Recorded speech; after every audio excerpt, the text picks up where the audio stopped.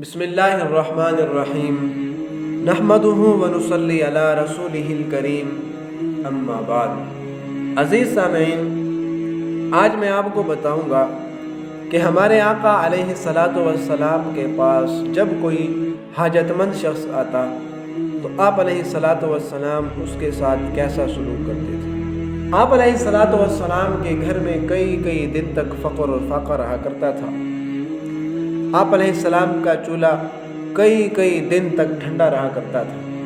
حضرت عبداللہ بن عباس رضی اللہ عنہما سے روایت ہے، کان رسول اللہ صلی اللہ علیہ وسلم یبیت اللیالی المتتابعۃ طاویا هو واہلہ لا یجدون عشاء وانما کان عشاؤہم خبز الشعیر، کہ آپ علیہ الصلاۃ والسلام کئی دن فقر و فاقہ اختیار کرتے تھے، رات کا کھانا نہیں کھایا کرتے تھے، اور آپ علیہ الصلاۃ والسلام اور آپ علیہ السلام کے گھر والوں کا جو کھانا ہوا کرتا تھا وہ جو کی روٹی ہوا کرتی تھی۔ میرے دوستو، آپ علیہ الصلاۃ والسلام کے گھر کی حالت ایسی تھی، لیکن اس کے باوجود اگر آپ علیہ السلام کے پاس کوئی حاجت مند شخص آتا تو آپ علیہ الصلاۃ والسلام اس کی حاجت کو پورا کرتے۔ اگر اپنے پاس کوئی چیز موجود ہوتی تو اس کے ساتھ اس کی حاجت پورا کر دیتے تھے، اور اگر کوئی چیز موجود نہ ہو تو آپ علیہ الصلاۃ والسلام کسی سے قرضہ لے کر اس حاجت مند کی حاجت کو پورا کیا کرتے تھے۔ ایک مرتبہ آپ علیہ السلام کے پاس کوئی حاجت مند شخص آیا تو آپ علیہ السلام کے پاس کوئی چیز موجود نہیں تھی۔ آپ علیہ الصلاۃ والسلام نے کسی سے قرضہ لیا اور اس کی حاجت کو پورا کیا، اور جس شخص سے قرضہ لیا تھا اس سے کچھ دن مقرر کر دیے کہ اتنے دنوں بعد میں آپ کو آپ کا قرضہ عطا واپس کر دوں گا۔ ایک مرتبہ ایک شخص آپ علیہ الصلاۃ والسلام کے پاس آیا اور آپ علیہ السلام سے اپنا قرضہ طلب کیا، اور قرضہ اتنی بدتمیزی سے طلب کیا کہ آپ علیہ الصلاۃ والسلام کے گریبان کو پکڑ لیا اور قرضہ طلب کر رہا ہے۔ حضرت عمر فاروق رضی اللہ تعالی عنہ نے جب یہ دیکھا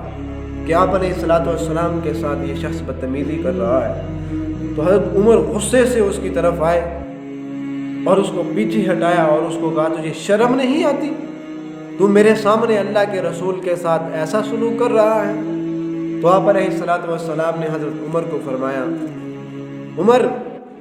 مجھے آپ سے یہ امید اور اس بات کی توقع نہیں تھی۔ میرے دوستو،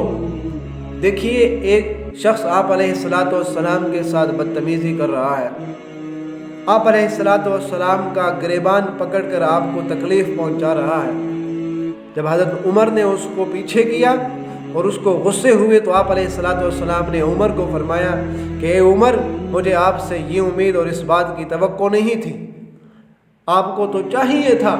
کہ آپ میرے پاس آ کر مجھے کہتے کہ آپ اچھی طرح اس کا قرضہ عطا کر دو،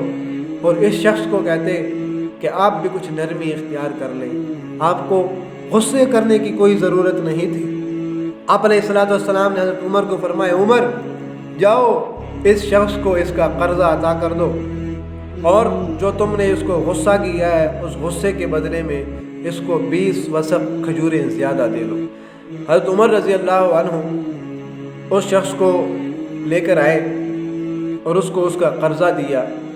اور حضور علیہ الصلاۃ والسلام کے حکم کے مطابق اس شخص کو 20 وسق کھجوریں زیادہ دے دی۔ تو وہ شخص حضرت عمر رضی اللہ عنہ کو دیکھ رہا ہے کہ یہ شخص اپنی آقا کی کیسی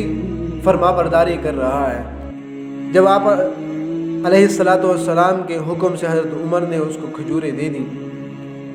تو وہ شخص حضرت عمر سے کہنے لگا کہ میں یہودی ہوں، میں نے تورات کے اندر نبی آخر الزمان علیہ السلام کی جتنی بھی نشانیاں پڑھی تھی میں نے وہ دیکھ لی، صرف یہی نشانی رہ گئی تھی، آج میں نے یہ نشانی بھی دیکھ لی۔ اور کہنے لگا، میں مسلمان ہونا چاہتا ہوں، مجھے آقا علیہ السلام کی خدمت میں لے جاؤ تاکہ میں ایمان قبول کروں۔ پھر حضرت عمر اس شخص کو آپ علیہ الصلاۃ والسلام کی خدمت میں لائے، آپ علیہ الصلاۃ والسلام نے اس کو مسلمان کیا، اور وہ شخص آپ علیہ الصلاۃ والسلام کا غلام اور آپ علیہ الصلاۃ والسلام کا جان نثار بنا۔ میرے دوستو، اللہ پاک سے دعا ہے کہ اللہ پاک ہمیں آپ علیہ الصلاۃ والسلام کے اخلاق پر، آپ علیہ الصلاۃ والسلام کے ہر عمل پر عمل کرنے کی توفیق